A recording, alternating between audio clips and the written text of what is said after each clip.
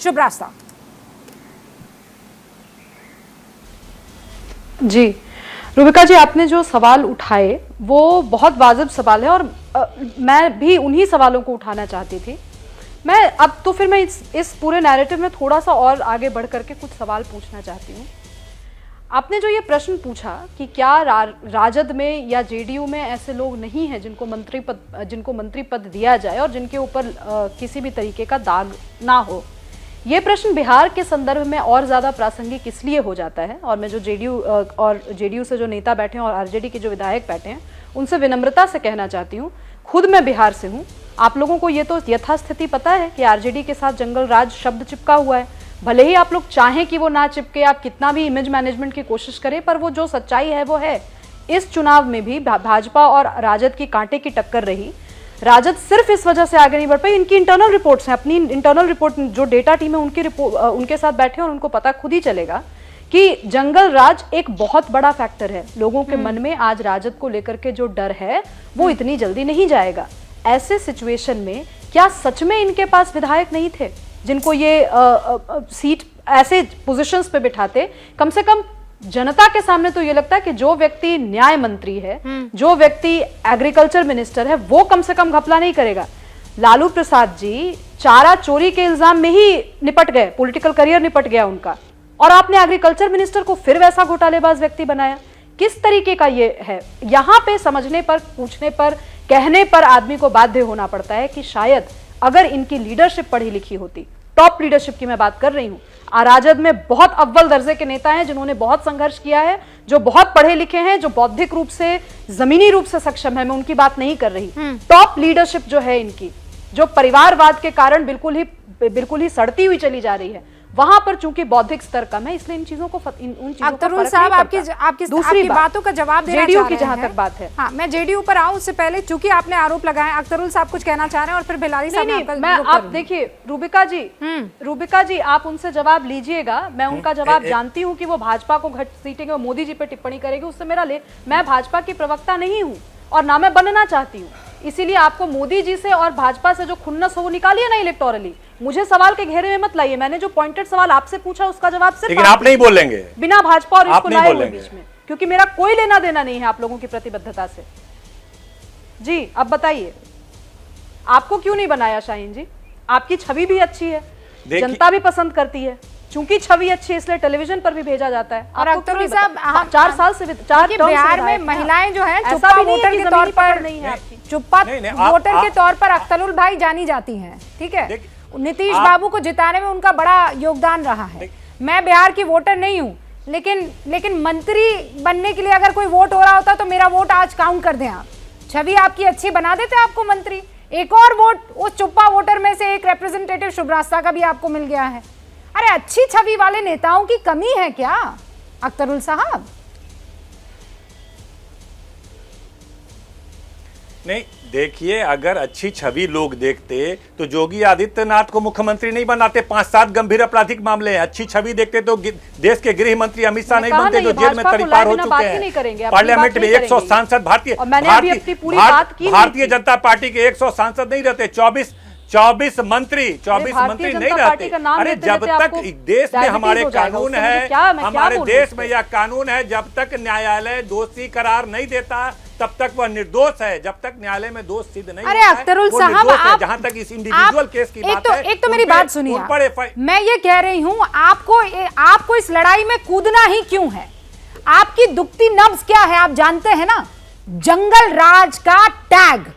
आपकी दुखती नब्ज यानी आरजेडी की दुखती नब्ज क्या है कि जब जब सत्ता में आती है उनके विरोधी ये कहते हैं कि देखो अब गोलीबारी होगी, देखो अब सारे अपराधी बाहर निकल आएंगे, देखो अब इन अपराधियों की मौज होगी। ये आपकी दुखती रग है, ये इमेज है आपकी। और सर मैं ये कह रही हूं, मुझे पता है आप लोगों की तरफ से मुझे खूब गालियां पड़ेगी, लेकिन फिर भी कह रही हूं ये आपकी दुखती नब्ज है। और अगर आप उस दुखती नब्ज को जग जाहिर करेंगे कि लो हमें कोई फर्क नहीं पड़ता, तो आप क्या मैसेज दे रहे हैं? रूबिका जी, आपका स्टडी सही नहीं है रूबिका जी।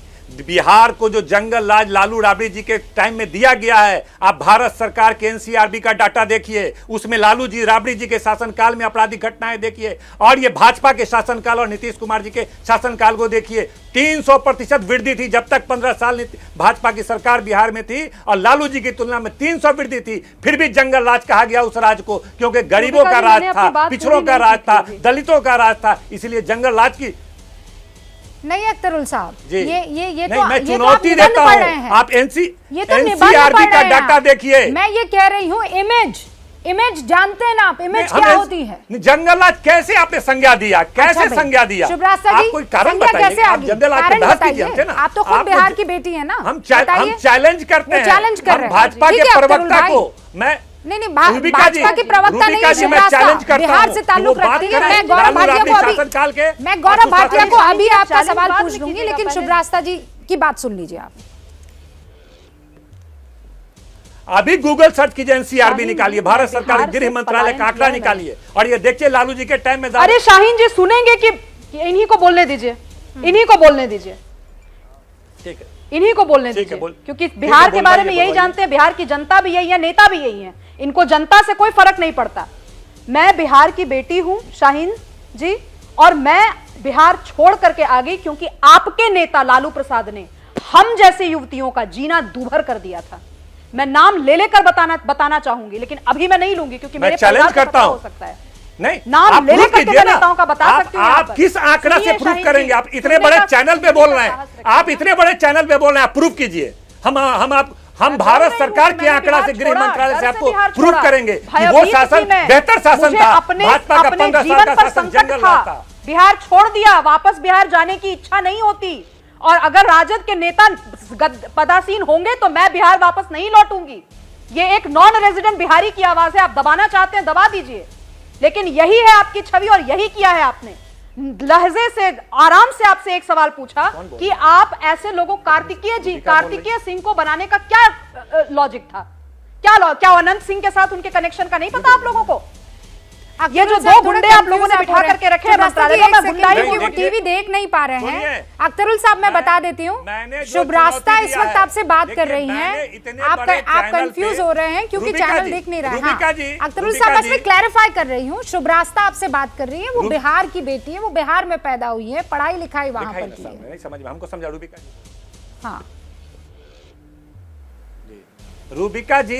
रूबिका जी, मैं इतने बड़े चैनल पे मैं चैलेंज करता हूं पूरे भारतीय जनता पार्टी और ये आपके जो बैठी हैं। अरे शाहीन जी, आप मत चैलेंज कीजिए, मैं आपके सामने, आप फैक्ट डेटा पूछ रहे हैं ना, मैं डेटा हूं, मैं जीती जागती डेटा बैठी हुई हूं आपके सामने। मैं कह रही हूं कि मैंने बिहार छोड़ा, मैं बताता हूं, बिहार जंगल राज की वजह से छोड़ा, लालू प्रसाद यादव के खानदान की वजह से छोड़ा, लालू प्रसाद यादव के खानदान की वजह से बिहार को बदनाम करने का भयभीत होकर ये प्रोपेगेंडा चलाया जाता है। मैं चैलेंज करता हूं पूरे एबीपी की टीम को या फिर भारतीय जनता पार्टी के प्रवक्ताओं को। तो फिर बेसिकली आपको जनता की आवाज नहीं सुननी है ना, ज्यादा अपराध था, फिर आप कार्तिकेय सिंह को मंत्री बनाइए। सुनिए अख्तरुल साहब, आप किस बात का चैलेंज कर रहे हैं? मैं ये कह रही हूँ, एक महिला बैठकर यहाँ पर ये कह रही है कि मैं वो इलाका छोड़कर आई। अख्तरुल साहब सुनिए, आप आंकड़े कुछ बताइए, आंकड़े आप कुछ बताइए। नहीं जानती है? नहीं, मैं सबको जानती हूँ। नहीं, ऐसा मत कीजिए, ना, ये गलत बात है, ऐसा मत कीजिए। अख्तरुल साहब, आप फिर पार्टी से जुड़े हुए हैं, फिर मैं कहूंगी बिहार को आप नहीं जानते, आपके इंटेंशंस हैं। रूबिका जी, ये थोड़ा इमोशनल इशू है मेरे लिए। रूबिका जी, मैं निवेदन करना चाहती हूँ, इमोशनल इशू है मेरे लिए, बहुत इमोशनल इशू है। मैं नाम लूं उस आईएएस ऑफिसर का जिनकी वाइफ को आज तक न्याय नहीं मिला, उनका क्या इंटेंशनल इशू बना हुआ था? पॉलिटिकल पार्टी से रिलेट मैं रूबिका जी, मैं तो चैलेंज दे रहा हूं ना, सॉरी, आप रोकिएगा भी तो मैं नहीं रुक सकती, सेकंड में मैं गूगल देखिए इसमें कुछ पर्सनल नहीं है, इसमें कोई पर्सनल नहीं है। मैं ये लोकतंत्र बिक चुका है, और ये लोकतंत्र इसलिए बिक चुका है क्योंकि आज मुझे आरजेडी के नेताओं से अपने जीवन पर बैठे हुए दर्द को मैं वैलिडेट या इनवैलिडेट नहीं करवा सकती। मैंने बिहार क्यों छोड़ा ये मैं जानती हूं, मैंने सार्वजनिक सच्चाई बयान की। शाहीन की हिम्मत कैसे हुई कि इसने कह दिया कि मेरा समर्थक है? आप लोग एजेंडा चलाइए, आप लोग 7 लोगों को आपकी सरकार मुबारक, आप लोगों को लानत भेजती हूं मैं, लानत भेजती हूं मैं। अख्तरुल साहब, आप भाजपा के रहिए, अरे भाजपा की गोद में बैठिए आप। ये गलत बात है, आप कैसे कह सकते हैं ये एक महिला के लिए?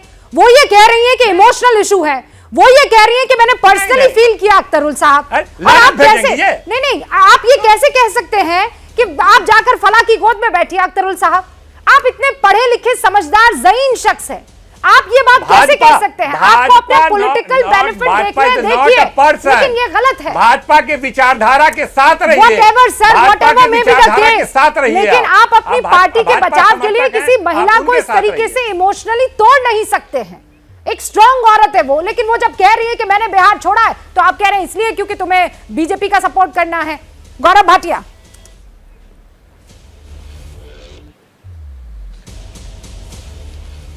रूबिका जी, मैं और कुछ बिंदु रखता, लेकिन सबसे पहले मैं ये कहूँगा, जब नेशनल टेलीविजन पे बैठ के आपके शो में इस तरह से एक महिला का अपमान किया जाए, क्योंकि वो साहस दिखाती है, वो प्रश्न पूछती है कि जंगल राज बिहार में क्यों लौटा।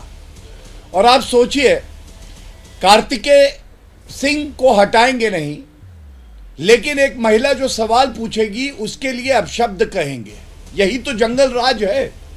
जब टीवी पे ये हाल है, सोचिए जब कैमरा इधर उधर होगा तो ये लोग क्या हाल करेंगे। आप जवाब दे दो, आप प्रवक्ता हैं, आप बीच में ना बोले, जो भी व्यक्ति है।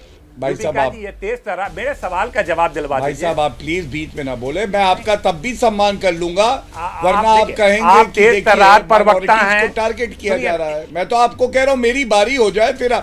रूबिका जी, आप प्लीज आइए। मैं 30 सेकंड का दोनों को मौका देती हूँ। मैं माइनॉरिटी और महिलाओं, हाँ आप नहीं, यहाँ पर आपने अभी स्क्रीन पर जो किया है सर, सवाल का जवाब आम जनता ने देखा है। जो मैंने चैलेंज किया था, जंगल राज की ही बात एक जीती जागती उदाहरण के तौर पर शुभ रास्ता दे रही थी अख्तरुल साहब, और आपने क्या किया वो जग ने देखा है। जैसे ही घड़ी का काटा दोपहर 2:30 पे आए, बबीता जी का दिल सास बहू साजिश के लिए मचल जाए। और ये है इनकी बहू, पूरे दिन ऑफिस की टेंशन हो जाए गॉन जब ये करें अपना फेवरेट शो फ्री टाइम पे ऑन। इनकी तरह आप भी देखिए अपना फेवरेट शो अपने टाइम पर और डाउनलोड कीजिए एबीपी लाइव ऐप अपने स्मार्ट टीवी पर।